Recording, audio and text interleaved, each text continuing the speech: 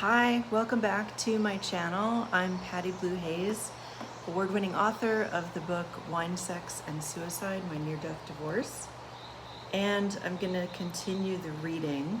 I think I'm going to just continue chronologically until I'm into it a ways. The other thing I'm actually gonna be doing is editing. I'm going to put out a second edition because this is way too long for a self-published author that's not famous. Nobody cares about my 350-page ordeal. So this will be kind of cool. I'll be able to actually document the first edition. And then at some point I'll put together a second edition. So again, if you're sensitive to any topics of alcohol abuse, suicide, depression, anxiety, this would not be the video series for you.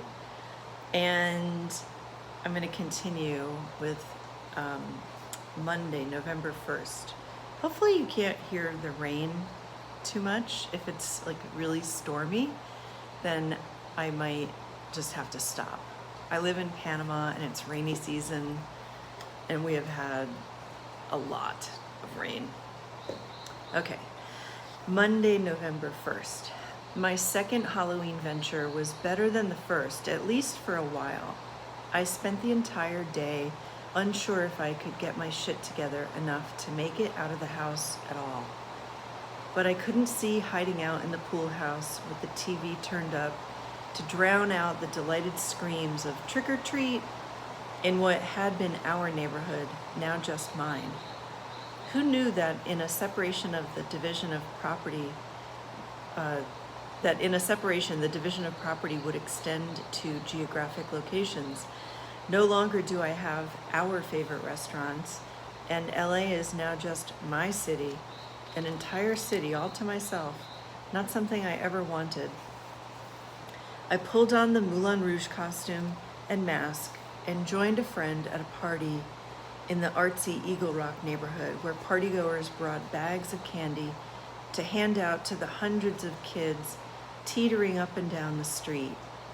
I had a laugh and even smiled as if I were my old self as I watched little baby dinosaurs, princesses, Harry Potters, and Buzz Lightyears navigate the steps in their costumes to fill treat bags, purses, and backpacks with candy.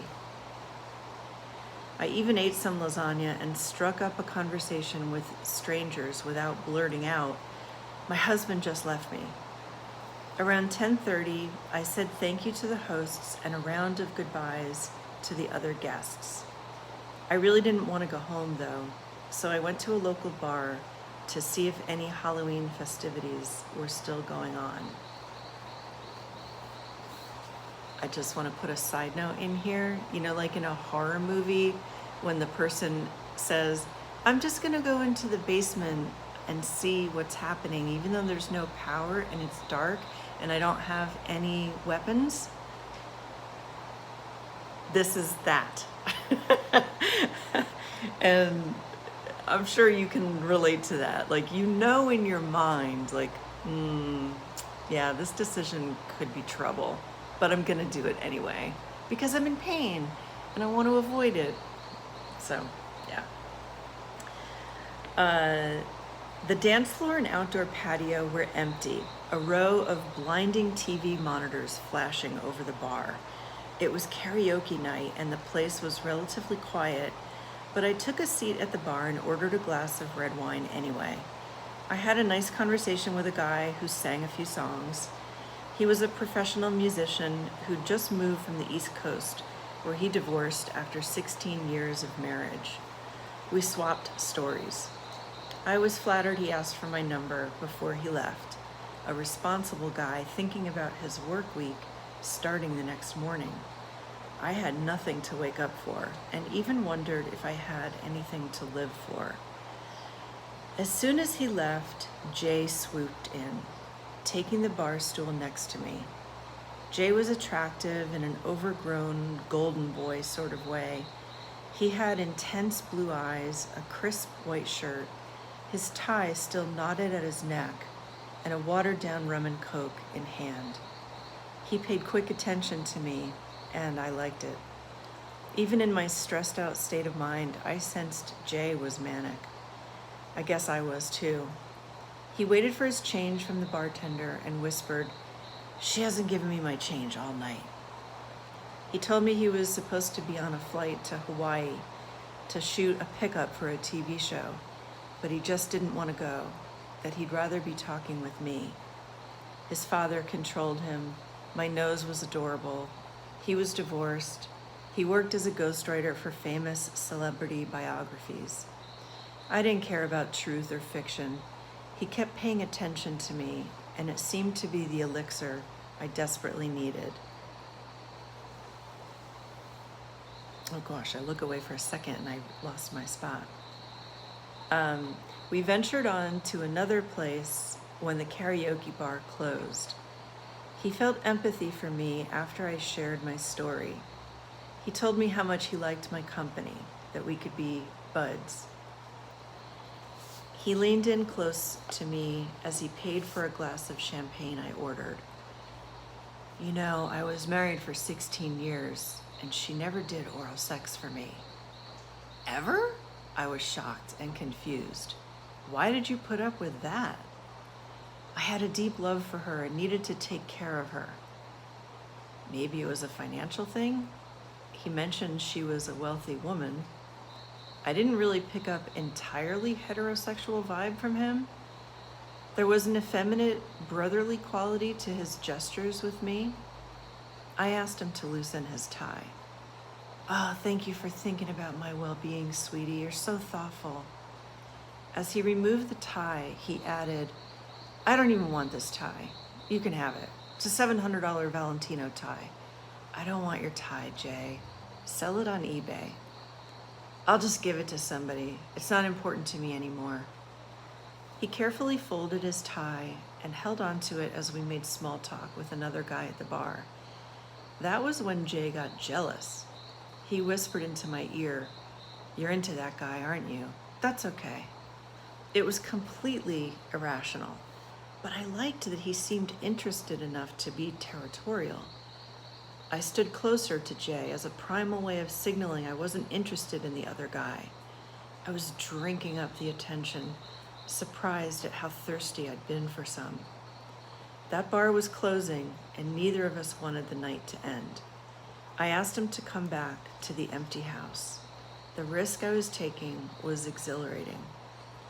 He made all the right compliments on the things in the house, even admiring my mother's oil paintings of flowers.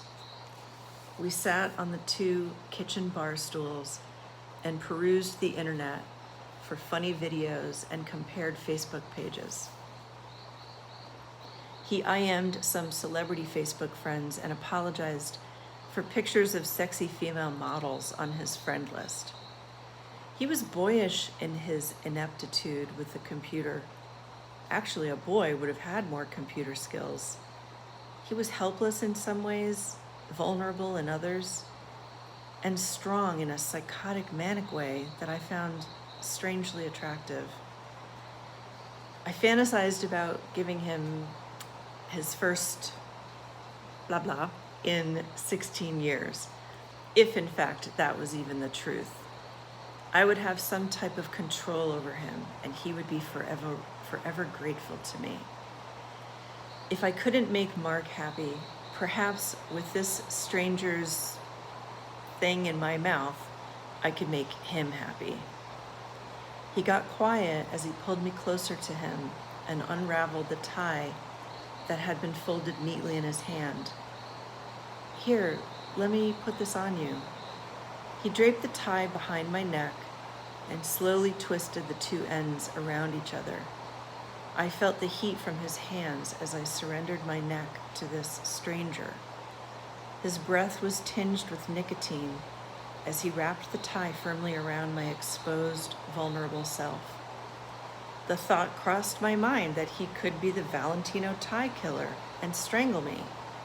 I imagined him pulling tighter and tighter on the tie as I'd struggle to breathe and perhaps pass out on the floor. Who knows what would have happened to me after that? I didn't care. I was in such pain, I didn't care if he ended my life that night. I drove him to his hotel, and he leaned over in the car and kissed me lightly on the lips. It was my first kiss from someone other than my husband.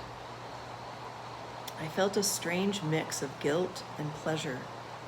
It wasn't a French kiss, but the way he put his hand around my neck made my body go warm.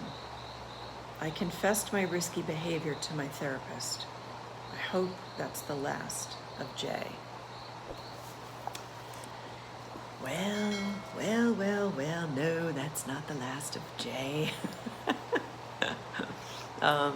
Some of the, one night encounters were only one night encounters, but I had a strange number of multi-day, multi-week affairs with some really bizarre characters.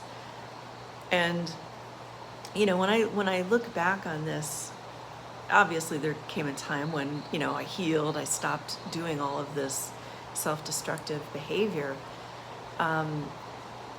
but it's really just interesting to look back and think how I thought I was deserving of some responsible, kind gentleman, but I wasn't treating myself with kindness. I didn't even know who I was. I was really kind of hating myself.